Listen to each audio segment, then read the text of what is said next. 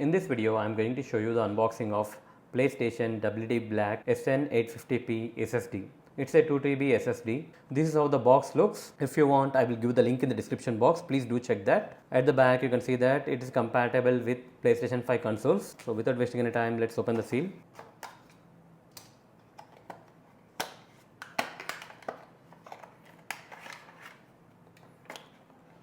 Let's open this. Here is SSD WD Black SN850P from Western Digital. The size is 2TB and the backside branding looks like this. Here you can see the PS logo and WD Black. You can simply insert this in your PlayStation and you can enjoy more games on your PlayStation. And here is a user manual.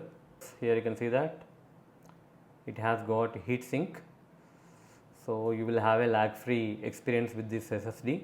So that's it guys, here is a short unboxing video of Western Digital WD Black SN850P for PS5. Hope you like this video. Please do subscribe to our channel. Thank you.